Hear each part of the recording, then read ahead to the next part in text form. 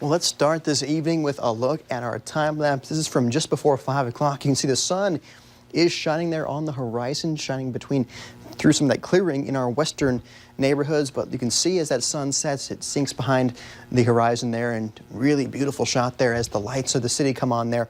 And that traffic there on I-94 is heavy for that rush hour. But you can see, as we're saying, the sun was peeking through this clearing right here, through the James River Valley, up toward the Devil's Lake Basin, toward Langdon as well. Ellendale seeing some clear sky.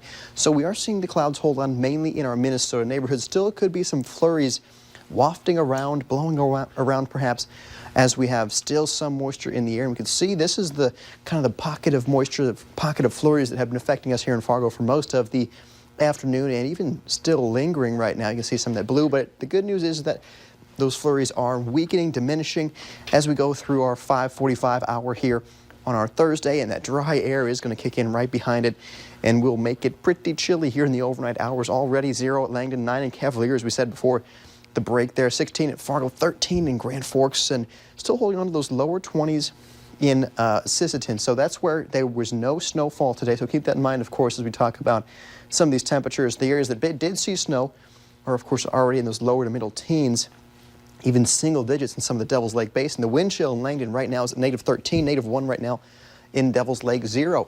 Fergus Falls, a 4-degree wind chill at Hector International, -3 also, and also below 0 at Thief River Falls. So you will want to bundle up this evening, as the wind and the cold will make for a pretty chilly evening. You see gradually those skies do clear as we head toward the, say, 11 o'clock hour or so this evening, which is good news if you're trying to catch that meteor shower. We have been talking about that on our Valley News Live Facebook page quite a bit, that meteor shower. So good news is that some clouds do to clear for that in time for that meteor shower. Still could see a few stubborn clouds in Minnesota, but the good news is that they will be thinning out as we head into the later hours this evening. And I think these temperatures, as we said, the fresh snowfall up north, I think these temperatures are much too warm as we head toward that 7:30 a.m. hour. I expect lower to middle teens for pretty much everybody to start the day on Friday, with the coldest temperatures coming just after midnight.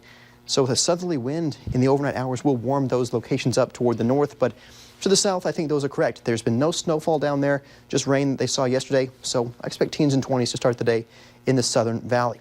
Warming up, though, southerly wind will make it feel quite a bit better, but it will be breezy for the day on Friday, but plenty of sun will join us for the last day of the work week. And you can see we're expecting those temperatures there in the upper 30s there for Fargo, with the southwest wind and south wind busy, 10 to 20 miles per hour. Could gust upwards 25 or 30 miles per hour with the gusts, but that south wind will be bringing in that warmer air, but the wind chill will be a factor, especially with the coldest temperatures right there in the 20s in the 6 to 9 a.m. hour.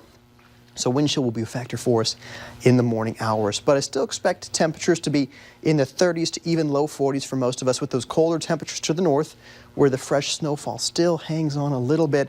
Could, again, squeak out a low 40 for our friends in the Southern Valley tomorrow afternoon. A beautiful shot of that fresh snowfall from yesterday. This is from Mary in Warren, Minnesota. Beautiful look at some leaves there, the fresh snowfall. Beautiful shot. Thanks for uploading that to valleynewslive.com. And we'll see high pressure sticks around for the rest of the week. Here's the warm-up that I've been talking about.